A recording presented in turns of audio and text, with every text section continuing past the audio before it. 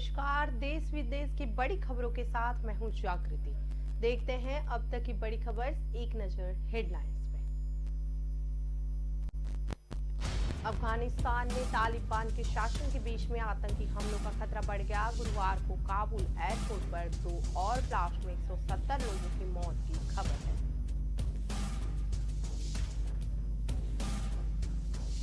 काबुल में पिछले हफ्ते फिदायीन हमले में मारे गए 13 अमेरिकी सैनिकों के शव रविवार को अमेरिका के डेलावेयर लाए गए। इन्हें यहां पूरे सम्मान के साथ डोवर एयरफोर्स बेस पर उतारा गया। अमेरिका के लुसियाना राज्य और आसपास के इलाकों में मैक्सिको की खाड़ी से उठे ईदा तूफान का खतरा मंडरा रहा है। मौसम विभाग के दौरान 230 किलोमीटर प्रति घंटे की रफ्तार से हवाएं चल सकती है। तालिबान ने रविवार को लड़के और लड़कियों के साथ पढ़ाई करने पर बैन लगा दिया है। इतना ही नहीं, तालिबानी फरमान के मुताबिक अब अफगानिस्तान में कोई भी पुरुष शिक्षक लड़कियों को नहीं पढ़ा सकेगा। और अफगानिस्तान की राजधानी काबुल पर कब्जे के बाद तालिबान ने सबसे पहले डीएसएम को अपने कब्जे में लिया। यहां बड़ा तलाशी अभियान भी चलाया गया।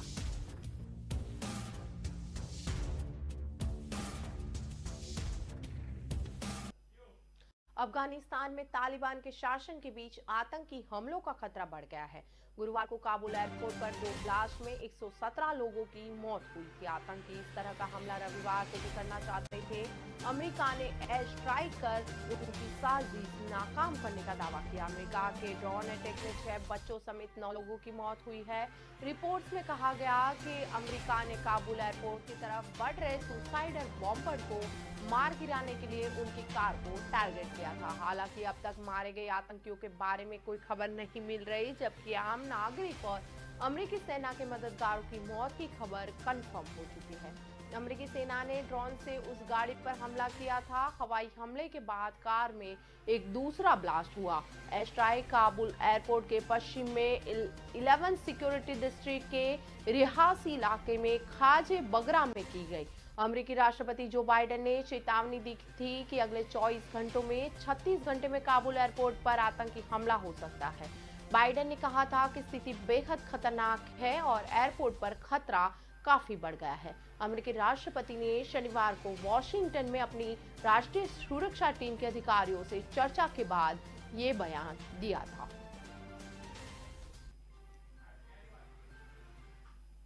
काबुल में पिछले हफ्ते फिदायीन हमले में मारे गए 13 अमेरिकी सैनिक के शव रविवार को अमेरिका के डेलावेयर में लाए गए हैं।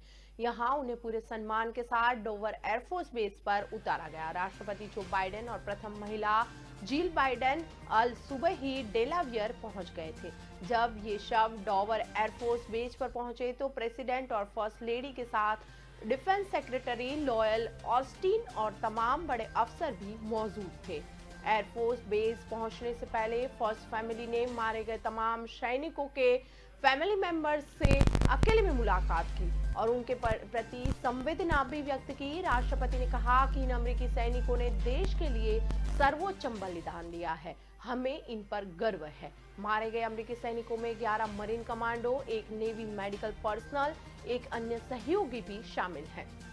गुरुवार को काबुल एयरपोर्ट पर हुए फिदायीन हमले में इन सभी की मौतें हुई थी। कुल मिलाकर 174 लोग इसमें मारे गए। अमेरिकी सैनिकों के अलावा मारे गए सभी लोग अफगानिस्तान के नागरिक थे। जानकारी के मुताबिक काबुल में अब तक 2500 से ज्यादा अमेरिकी मौजूद है। इसके अलावा सैनिक भी है। इन सभी को 31 अगस्त से पहले काबुल छोड़ना है। अब ये भी तय हो चुका है कि अफगानिस्तान में कोई अमेरिकी डिप्लोमेट भी नहीं रहेगा।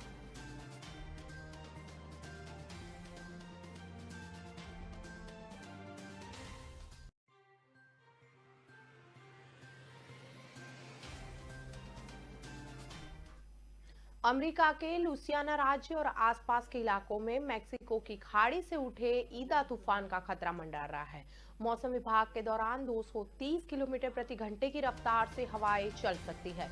राज्य के तटीय इलाकों में तमाम स्कूल और पब्लिक प्लेस बंद कर दिए गए हैं। ज्यादातर फ्लाइट्स कैंसिल कर दी गई, लोगों को घरों में ही रहने की सलाह दी गई है। एडवाइजरी में कहा गया है कि अपनी इलेक्ट्रॉनिक गैजेट्स को चार्ज रखा जाए क्योंकि बिजली गुल हो जाने की आशंकाएं हैं। इमरजेंसी सर्विसेज को अलर्ट पर रखा गया, इसे कैटेगरी 4 का तूफान घोषित किया गया है। लुसियाना के गवर्नर जॉन बेल एडवर्डसन ने कहा कि इस तूफान से निपटना बड़ा चैलेंज है। हमने तैयारी पूरी कर ली है, अगले 24 से 36 घंटे बेहद मुश्किल साबित हो सकते हैं। पिछले साल आए लौरा तूफान के दौरान भी हमने साहस से काम लिया था। इस बार मुझे पहले से सभी तूफानों के मुकाबले ज्यादा खतरनाक ये तूफान लग रहा है। अमेरिका के नेशनल हैरिकेन सेंटर ने कहा ये कैटेगरी 4 का तूफान है। 230 किलोमीटर प्रति घंटे की रफ्तार से हवाएं चल सकती है। रविवार रात तक ये मिसिसिपी नदी से 50 किलोमीटर दूर था। सबसे ज्यादा खतरा लुसियाना के तटीय इलाकों और गल्फ कोस्ट को है। इमरजेंसी अलर्ट जारी किए जा चुके हैं। लुसियाना में यह एक साल में आने वाला चौथा तूफान है। कटरीना तूफान के दौरान 201 किलोमीटर प्रति घंटे की रफ्तार से हवाएं चली थी। ईदा में 230 किलोमीटर प्रति घंटे की आशंकाएं जताई जा रही है। हालांकि ये माना जा रहा है कि तैयारियां बहुत बेहतर होने की वजह से ज्यादा नुकसान नहीं होगा। लुसियाना में ज्यादातर स्कूल और कॉलेज बंद कर दिए गए। लोगों को 3 दिन तक राशन घर में रखने को भी कहा गया।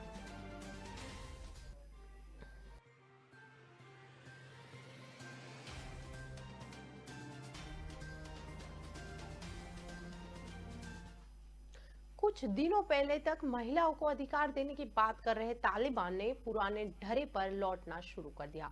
तालिबान ने रविवार को लड़के और लड़कियों के साथ में पढ़ाई करने पर बैन लगा दी। तालिबान ने अब एक बार फिर से रूह पलटी। रविवार को लड़के और लड़कियों को एक साथ एक स्कूल में एक क्लास में पढ़ने पर भी बैन लगा दिया गया। इतना ही नहीं, नए तालिबानी फरमान के मुताबिक अब अफगानिस्तान में कोई भी पुरुष शिक्षक लड़कियों को नहीं पढ़ा सकेगा। लड़कियों के स्कूलों में पुरुष शिक्षक को पढ़ाने के लिए अभी पाबंदी बताई गई है। एक दिन पहले ही शेख अब्दुल बाकी हक्कानी को तालिबान ने उच्च शिक्षा मंत्री नियुक्त किया था। इससे पहले अफगानिस्तान के पूर्वी हेरात शहर में ये आदेश जारी किया गया था कि लड़कियों और लड़कों को एक ही क्लास में नहीं पढ़ाया जा सकता। तालिबान का सुप्रीमो लीडर अखुंदरजादा इस समय कंधार में है। तालिबान के लड़ाके अफगानिस्तान के मीडिया ग्रुप इतियाल रो से दफ्तर पहुंचे। इस दलंजादी पर संस्थान का कहना है कि अगर ऐसा होगा तो वे काम नहीं कर पाएंगे। ये मीडिया संस्थान खोजी रिपोर्ट के लिए जाना जाता है। पाकिस्तान अफगानिस्तान बॉर्डर पर रविवार रात हुई फायरिंग में पाकिस्तान के 2 सैनिकों की मौत हो गई थी। मुठभेड़ खैबर पुख्तूखन्ना बाजोर जिले में हुई थी। बाजोर में से पाकिस्तान के मिलिट्री पोस्ट पर अफगानिस्तान की तरफ से फायरिंग की गई। इस दौरान पाकिस्तान के सैनिकों ने भी फायरिंग की थी।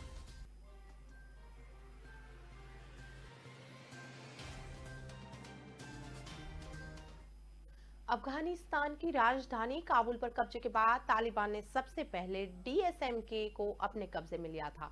यहां बड़ा तलाशी अभियान भी चलाया गया था।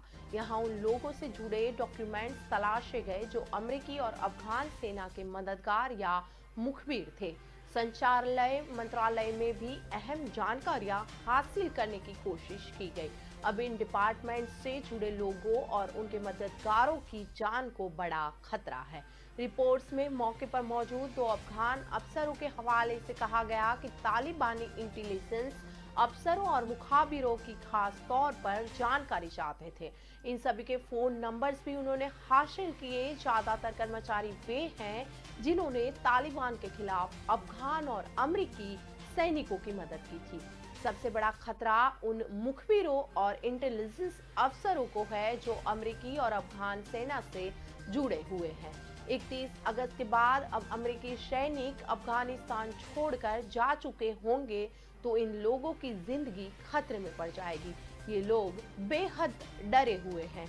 वैसे तो तालिबान आम माफी और लोगों को किसी तरह की सजा न देने के वादे कर रहा है, लेकिन यहाँ के लोगों को इन पर कतई भरोसा नहीं रहा।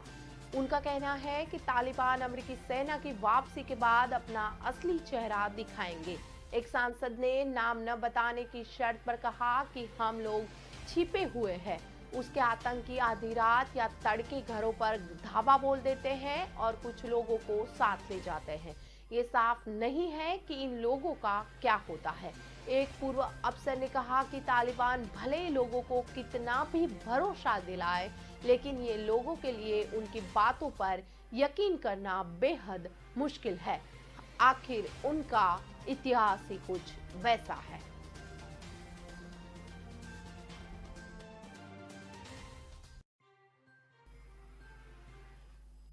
फिलहाल वक्त हो चला है ब्रेक का। ब्रेक के बाद तुरंत मिलते हैं। પ્રજાના પ્રાણ પ્રશ્નોને વાચા આપે છે કે ન્યૂઝ. વાત ગામડાની હોય કે ખેડૂતના ખેતરની, કૃષિ બજારની હોય કે મોંઘવારીના મારની, મહિલાની મૂંઝવણ હોય કે નાના વેપારીના મનની ગૂંચવણ, વિદ્યાર્થીની વાત, પ્રજાને મૂંઝવતી તમામ વાત એટલે જનતાની વાત. ઉઠાવો ફોન અને ડાયલ કરો. જે ન્યૂઝ રજૂ કરશે જનતાની વાત, જનતાના મુખે. દર રવિવારે સાંજે 7:30 થી 9:30 મેરેથોન માહિતી રજૂ કરતો ફોન ઇન કાર્યક્રમ જનતાની વાત.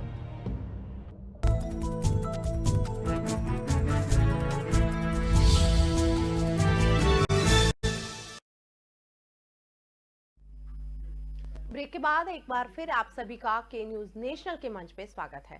राजस्थान विधानसभा के पूर्व अध्यक्ष और कांग्रेस विधायक दीपेंद्र सिंह शेखावत ने खान विभाग में मंथली बंदी की बात करके पूरे सिस्टम पर सवाल खड़े कर दिए हैं। इससे पहले कांग्रेस के ही विधायक भरत सिंह कुंदनपुर अपनी ही सरकार के खान मंत्री के खिलाफ निशाना साधते रहे हैं। ऐसा ही नहीं कि खान विभाग पहली बार भ्रष्टाचार के लिए बदनाम हो रहा हो। भाजपा सरकार से लेकर सत्ता में वापसी के बाद कांग्रेस सरकार तक के कार्यकाल में खान विभाग भ्रष्टाचार के दलदल से बाहर नहीं निकल पा रहा। हालांकि कांग्रेस सरकार ने बड़ी कुमावत के खिलाफ मुकदमा चलाने की अनुमति नहीं दी है। प्रदेश में कांग्रेस सरकार के कार्यालय में 31,500 से ज्यादा अवैध खनन या परिवहन के मामले सरकार में दर्ज हुए हैं। इन मामलों की पड़ताल से साफ पता चला है कि अवैध खनन होने से लेकर आवंटन के मामलों में किस तरह का खेल चल रहा है। इससे खान विभाग के इंजीनियरों से लेकर पुलिस प्रशासन के लोग भी शामिल रहे हैं। सुप्रीम कोर्ट और एनजीटी लगातार नाराजगी जाहिर करते रहे। इस पर विभाग ने कागजों में इलफनामा देकर माना कि अवैध खनन हो रहा है।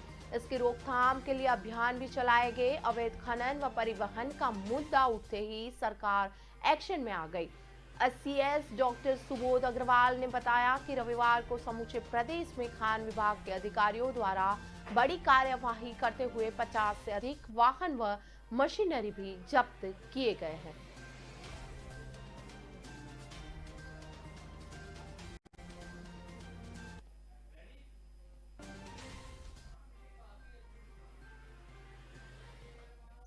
कोरोना संक्रमण का असर कम होने के साथ ही पिंक सिटी जयपुर पर्यटकों से आबाद होने लगी है। रविवार को जयपुर के प्रमुख पर्यटन स्थलों पर रिकॉर्ड तोड़ पर्यटकों की आवाजाही देखने को मिली। शहर में अनलॉक के बाद से पहली बार एक दिन में 23,051 पर्यटक जयपुर घूमने पहुंचे। दरअसल पिछले 2 महीने से राजस्थान में संक्रमण का असर कम होने लगा है, जिसके बाद से लगातार शहर के प्रमुख पर्यटन स्थलों पर मेहमानों की भीड़ लगना फिर से शुरू हो गई है। जिसके बाद जुलाई महीने में जयपुर में लगभग 1,77,000 देसी एवं विदेशी मेहमान घूमने आए थे, जो अब अगस्त में बढ़कर 2,26,000 को पार कर गई। ऐसे में विशेषज्ञों के अनुसार अगर संक्रमण का असर इसी तरह कम रहा तो अगले कुछ दिनों में राजधानी जयपुर एक बार फिर मेहमानों से गुलजार रहेगा। जयपुर गाइड एसोसिएशन के सदस्य मनीष कुमार ने बताया कि कोरोना शुरू होने के बाद से जयपुर में पर्यटकों की आवाजाही खत्म सी हो गई थी, लेकिन वैक्सीन आने के बाद अब संक्रमण का असर कम हो रहा है, तो देसी सैलानियों के साथ विदेशी सैलानी भी जयपुर घूमने आ रहे हैं। इसके बाद जयपुर में पर्यटकों की संख्या अब दिन ब दिन बढ़ती नजर आ रही है, जिससे हर वर्ग का रोजगार में भी बढ़ोतरी दिखाई दे रही है।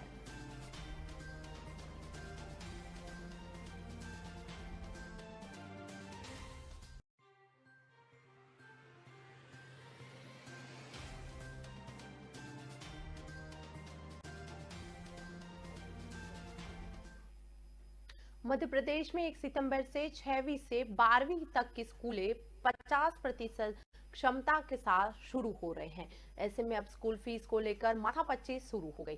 सवाल उठता है कि अगर कोई बच्चा स्कूल न आकर ऑनलाइन क्लास अटेंड कर रहा है तो उससे सिर्फ ट्यूशन फी ही ली जाएगी या स्कूल संचालकों को पूरी फी वसूलने का अधिकार होगा।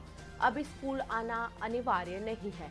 इस मामले में स्कूल संचालकों का कहना है कि मंत्री से मुलाकात के दौरान उन्होंने पूरी फीस लेने का आश्वासन दिया था, लेकिन अब तक शासन की तरफ से फीस को लेकर निर्देश नहीं दिए गए। उधर हाईकोर्ट के निर्देश है कि अब जब तक महामारी रहेगी, सरकार यह घोषित नहीं करती है कि महामारी खत्म हो गई है, तब तक ट्यूशन फीस ही ली जाए। उधर स्कूल संचालकों ने स्कूल खुलने का हवाला देते हुए पूरी फीस लेकर दबाव बनाना शुरू कर दिया। इसे लेकर प्राइवेट स्कूल एसोसिएशन कोर्ट जाने की तैयारी में है। दिल्ली पब्लिक स्कूल भोपाल के संचालक अभिषेक गुप्ता ने बताया कि अभी तक की गाइडलाइन के अनुसार सिर्फ ट्यूशन फीस ही ली जा सकती है। शासन ने स्कूल फीस को लेकर निर्देश जारी नहीं किए हैं। हम 1 सितंबर से नहीं बल्कि 6 सितंबर से स्कूल खोलेंगे, क्योंकि तैयारियों का समय नहीं मिला है। फीस निर्धारण को लेकर शासक के निर्देश आने का इंतजार है। शासक से जो निर्देश मिलेंगे उसी के आधारों पर बच्चों से स्कूल फी ली जाएगी। स्कूल शिक्षा मंत्री ने फीस लिए जाने को लेकर मौखिक ही ये सूचना दी, लेकिन लिखित कोई आदेश अब तक नहीं मिला।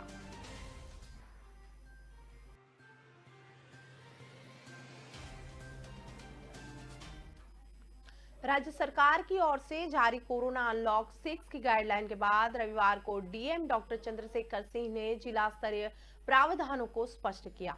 इसके तहत भीड़ वाले छोटे आयोजनों की सूचना थाने को देनी है, जबकि बड़े आयोजनों के लिए जिला नियंत्रण कक्ष से अनापत्ति प्रमाण पत्र लेना होगा।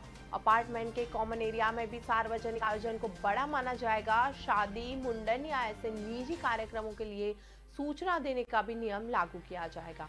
जिला प्रशासन ने मंगलवार को 100% छात्र बुलाने की व्यवस्था कर दी। हालांकि अभी स्कूलों ने इस पर फैसला नहीं किया। डीएम ने स्कूलों को ऑनलाइन पढ़ाने करने का विकल्प रखने के लिए भी कहा है। सोमवार से दुकानें और व्यावसायिक प्रतिष्ठानों को सामान्य रूप से खोलना संभव होगा, लेकिन ग्राहक भी कोविड गाइडलाइन तोड़ेंगे तो प्रतिष्ठान पर कार्यवाही की जाएगी।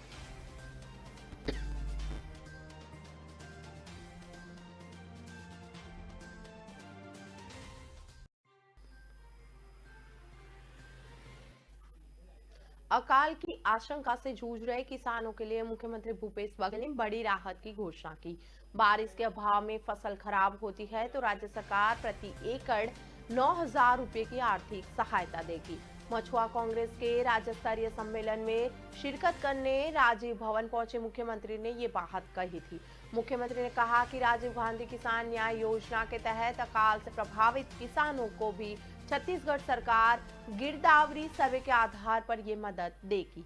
मुख्यमंत्री भूपेश बघेल ने कहा, सरकार समाज के सभी वर्गों की भावनाएं, परंपराएं, तीज त्योहारों एवं मान्यताओं का सम्मान करती है और छत्तीसगढ़िया स्वाभिमान को आगे बढ़ा रही है। उन्होंने इस मौके पर राजीव गांधी किसान न्याय योजना, गोधन न्याय योजना, हाफ बिजली बिल सहित अन्य योजनाओं का उल्लेख करते हुए कहा कि अब भूमिहीन कृषि मजदूर परिवारों को प्रति वर्ष 6,000 रुपए की मदद देने के लिए राजीव गांधी ग्रामीण भूमिहीन कृषि मजदूर न्याय योजना शुरू की गई है।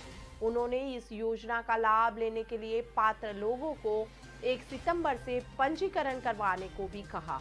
मुख्यमंत्री भूपेश बघेल ने कहा, छत्तीसगढ़ सरकार ने बिलासपुर एयरपोर्ट का नामकरण मछुआ समाज की आराध्य बिलसा देवी के नाम पर किया है। राज्य में पहली बार मछुआ कांग्रेस का गठन हुआ है। मत्स्य पालन को कृषि का दर्जा दिया गया। उन्होंने कहा कि इससे मत्स्य कृषि को और मछुआरों को किसानों के समान 0% ब्याज पर ऋण की भी सुविधा मिलने लगेगी।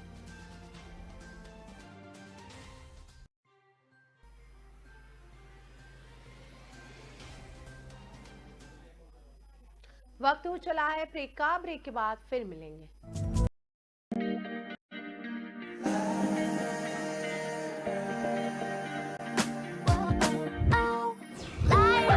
Lyra, anytime, anywhere. Lyra.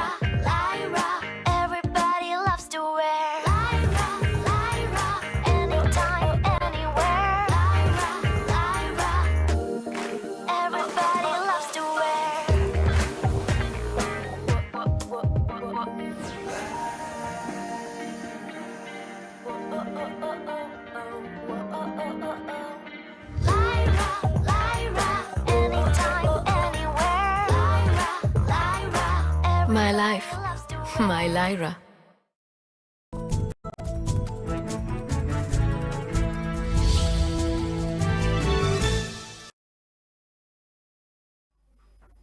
Break के बाद एक बार फिर के न्यूज नेशनल के मंच पे आपका स्वागत है। एशिया की सबसे बड़ी बस्ती यानी मुंबई के धारावी में रविवार दोपहर करीब 12:30 बजे एक सिलेंडर फटने से कम 14 लोग घायल हो गए हैं। घायलों में 3 की हालत गंभीर बनी हुई है। उन्होंने मुंबई के साइन हॉस्पिटल में इलाज के लिए भर्ती करवाया गया है। फायर ब्रिगेड डिपार्टमेंट के मुताबिक घटना धारावी के शाहू नगर में दोपहर 12 बजे के आसपास हुई थी। 14 घायलों में से 2 70%, एक 80 से ज्यादा झुलस गए हैं। अन्य को प्राथमिक उपचार दिया जा रहा है। धमाके की जानकारी मिलने के बाद दमकल की टीमें मौके पर पहुंची थी। उन्होंने आग बुझाने का काम शुरू किया। तकरीबन 1 घंटे के प्रयास के बाद 12:50 बजे के आसपास आग पे काबू पाया गया। मौके पर सिविक वार्ड स्तर के कर्मचारियों के साथ 2 दमकल गाड़ियां और एक जंबो वाटर टैंकर राहत कार्य में जुटे थे। घर में गैस सिलेंडर फटने के कारण ये आग लगी थी।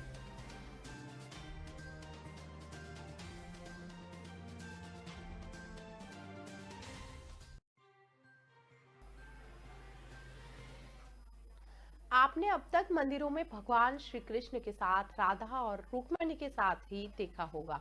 जयपुर में देश का एक इकलौता ऐसा मंदिर भी है जहां भगवान श्री कृष्ण उनकी भक्ति में दीवानी हुई मीराबाई के संग विराजते हैं। आमेर में सागर रोड पर स्थित जगत शिरोमणि के नाम से प्रसिद्ध यह मंदिर लगभग 422 साल पुराना है। राजस्थान के इस मंदिर को लेकर कई किंवदंतियां हैं।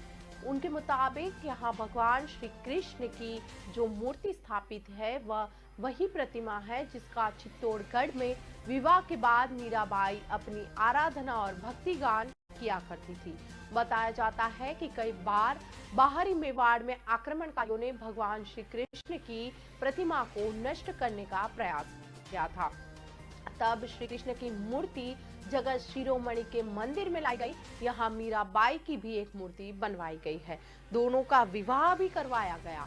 तब से मंदिर में श्री कृष्ण और मीराबाई की पूजा अर्चना की जाती है। मंदिर में वर्षों पुरानी पालकी भी है। दुल्हन स्वरूप मीराबाई की प्रतिमा को इस पालकी में बिठाकर मंदिर में विवाह के वक्त लाया गया था। आज भी देश विदेश से आने वाले सैलानी इस मंदिर में दर्शन करने आते हैं। हर वर्ष इस मंदिर में धूमधाम से जन्माष्टमी मनाई जाती है। इस बार कोविड प्रोटोकॉल की वजह से सभी भव्य आयोजन नहीं हो पाए, लेकिन जगत शिरोमणि का मंदिर बॉलीवुड की फिल्मों की शूटिंग के लिए भी खासी पहचान रखता है। अक्षय कुमार अभिनीत भूल भुलैया और जानवी कपूर अभिनीत धड़क फिल्म की शूटिंग भी इसी मंदिर में फिल्माई गई थी।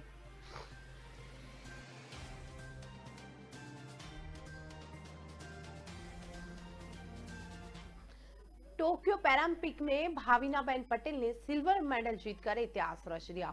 उन्होंने टेबल टेनिस के विमेन सिंगल्स में क्लास 4 कैटेगरी में भारत को मेडल दिलाया है।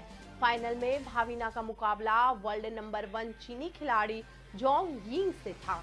यिंग ने भाविना को 11-7, 11-5 और 11-6 से हराकर गोल्ड जीता।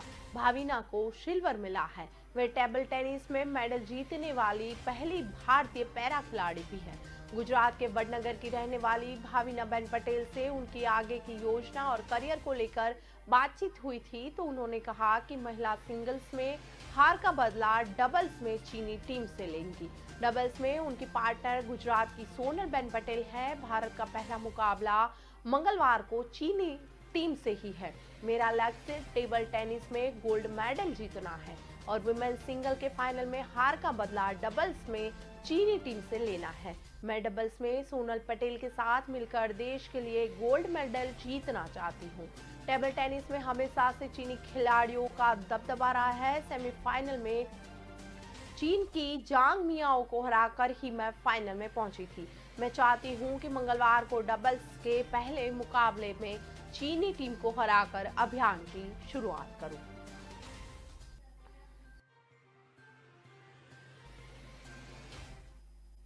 भोपाल के मिस रोड में शनिवार को पैसों की तंगी की वजह से बच्चों का इलेक्ट्रिक कटर से गला काटने वाले सिविल इंजीनियर रवि ठाकरे और उनके बेटे चिराग के शव का रविवार को एम्स में पीएम हुआ। पुलिस ने बैतूल से आए रवि के बड़े भाई विजय ठाकरे को दोनों के शव सौंपे। इधर रवि की पत्नी रंजना ने पुलिस को बताया कि बच्चों का गला रेतने से पहले उन्हें नींद की गोली दी गई थी। गोली खाने से बच्चे गहरी नींद में सो गए, इसीलिए उन्हें पता ही नहीं चला था। रविवार को गुंजन के मामा ने इलाज में लापरवाही का आरोप लगाया था। उनका कहना था कि गुंजन को दिखना बंद हो गया है। उसने पुलिस को बताया कि बेटी गुंजन ठाकरे का गला काटने के दौरान घर की बिजली गुल हो गई, जिससे कटर बंद हो गया। बच्ची दर्द से तड़पे तड़पे बेसुध हो गई थी। इसी बीच पति भी बेसुध हो गए। वह बच्ची को संभालती भी तभी बेसुध हो गई। बाद में उसे उल्टियां हुई, जिससे जहर का असर कम हो गया, इसीलिए वो बच गई। घटना के 3 घंटे के बाद सुबह 7 बजे होश आने पर पड़ोस में रहने वाले अजय अरोड़ा से उसने मदद मांगी थी। उन्होंने तुरंत ही पुलिस को घटना की जानकारी दी। इस पर हिमिदिया अस्पताल के अधीक्षक डॉक्टर लोकेंद्र दवे का कहना है कि लड़की का प्रॉपर इलाज किया जा रहा है। हो सकता है कि इंटरनल ब्लीडिंग की वजह से आंखों पर असर पड़ा हो। फिलहाल उसकी हालत ऐसी नहीं है कि एमआरआई कराई जा सके। परिवार के आरोप बेबुनियाद है। घटना की जानकारी लगने के बाद बैतूल से भोपाल पहुंचे रवि के रिश्तेदारों ने बताया कि रवि मूलतन सारणी बैतूल के रहने वाले थे। वह 3 भाइयों के दूसरे नंबर थे। उसके पिता एयरफोर्स में थे। रवि के भाई विजय ने बताया कि तीनों भाई अलग अलग शहरों में रहते थे। रवि से उसका कोई विवाद नहीं था, लेकिन दूसरे शहर में रहने की वजह से मिलना जुलना नहीं हो पाता था। रवि भी परिवार रिश्तेदारों से काफी दूरियां बना के रखता था। वह कभी फोन भी नहीं करता था। विजय ने बताया कि रवि के इस कदम से पूरे रिश्तेदार भी हैरान हो चुके हैं।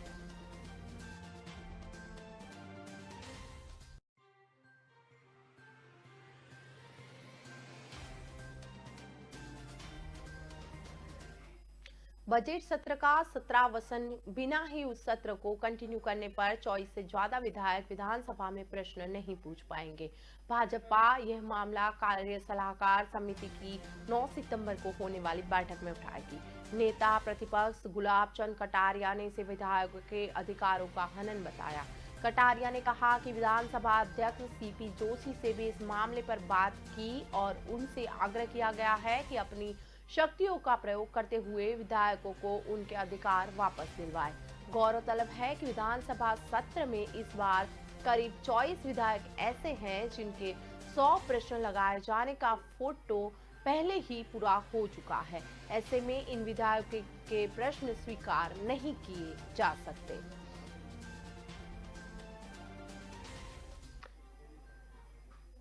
अब तक की खबरों में बस इतना ही। ज्यादा खबरों के लिए जुड़े रहे के न्यूज के साथ। नमस्कार।